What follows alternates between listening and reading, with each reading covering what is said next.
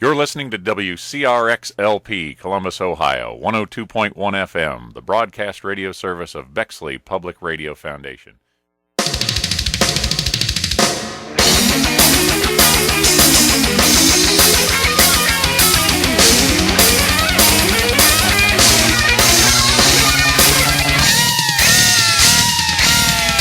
And now the Joe Contino Show on Bexley Public Radio. Joe, do you know what the opposite of love is? Isn't it hate? It's not hate. It's apathy. It's complete and total apathy. And that's where I'm at, Joe. Unknown. And the sad thing is, we've been here before. We've been kicked while we were down time and time again. And here we are again. Same old story. And there's one common ingredient that I don't see changing. So I have reached complete and total apathy. I'll be honest, I don't even know if I want to talk about the Bengals. I'm torn. Because, me wasting time on watching, investigating, talking to the players, I just don't want to do it anymore, frankly. It's now other sports outlets is this pretty much the sentiment down in or the feeling down in Cincinnati? Absolutely, it's either apathy or it's the same old joke. I mean, you got to laugh at it. You either got to want to kill yourself or you got to laugh at it. Those are your only two options. We're speaking with Lance Kolstad.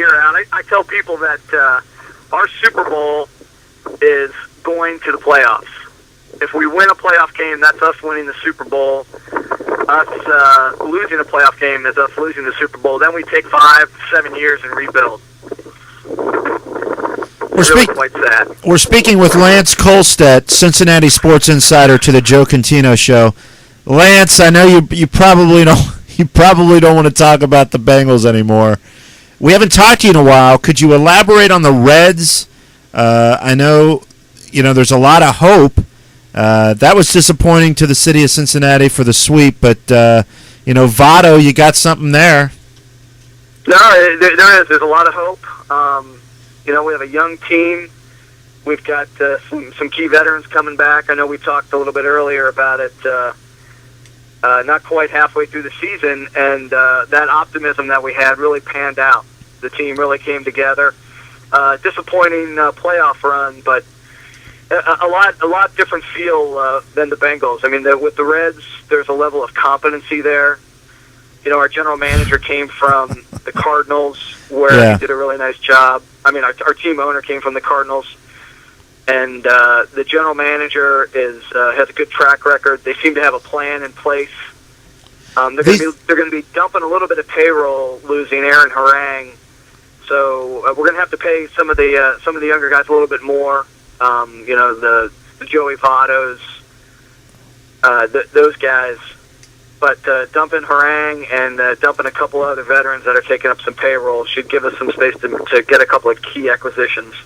Now, Lance, you're speaking of a couple terms that probably sound Korean to the Mike Brown camp. That being general manager, plan, things of that nature. Well, for everything that the Reds seem to be offering on the upside, the Bengals offer, the downside of it. There is no upside, really.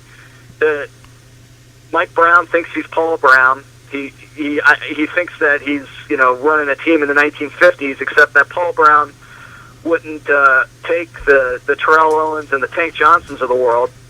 But the Bengals have to do that, or they seem like they need to do that, because they can't get quality players in. So they take gambles on these guys, and in the draft, we've had year in and year out of good draft picks that don't seem to pan out. You can put us in the camp with the Arizona Cardinals, the Detroit Lions, that there is something intrinsic in the organization. The Cleveland Browns.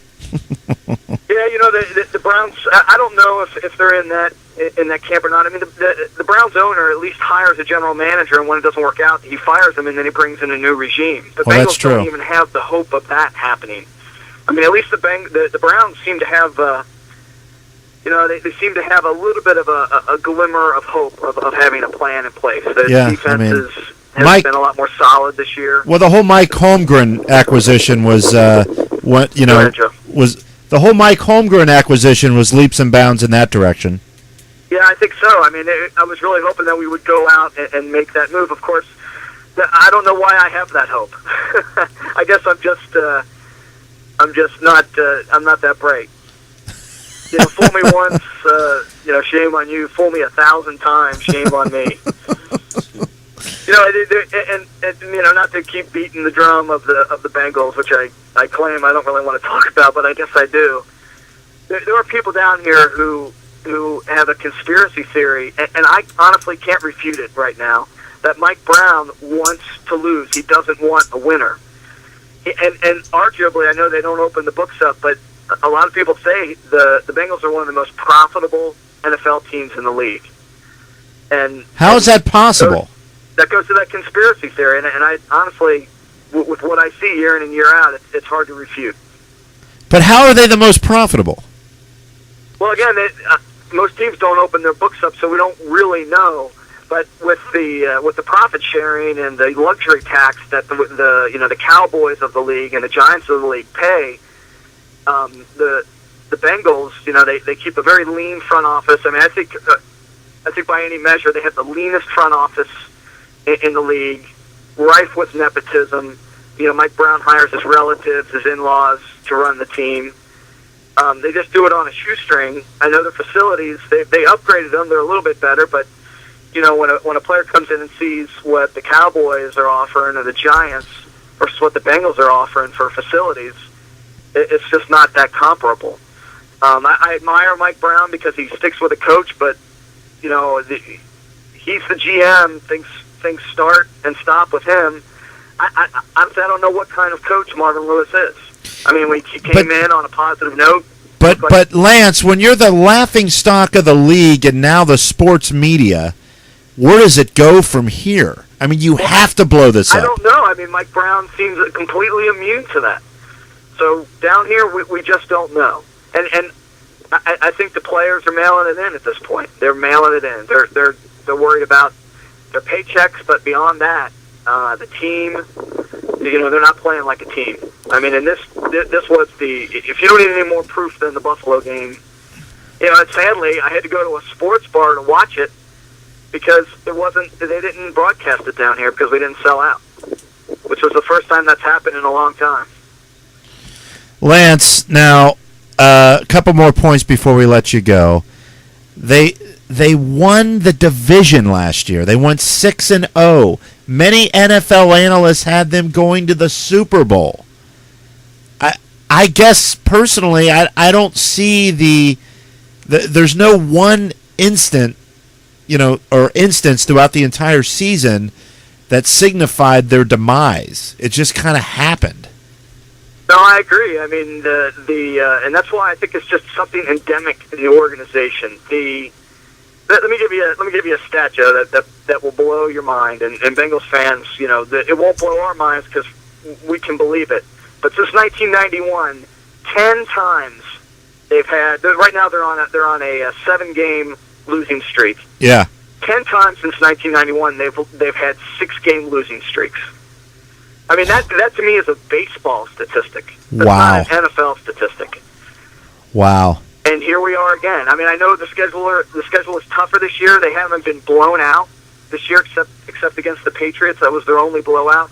They've been in every game, but from the top down, they don't seem to know how to win on a consistent basis. Well, Lance, if there's a running propeller next to you, please do not stick your head in it. That is all the time we have. Lance Kolstad, our Cincinnati Sports Insider. Lance, we need you on the show more often. I enjoy being on the show, Joe, and glad to see you move to a national format. I think that's great. Hey, thanks a lot. Take care, Lance. Yeah, sorry to dump my bad feelings on your show, but no, thanks, Lance Kolstad, everybody. All right, I'll see you, Joe. See ya.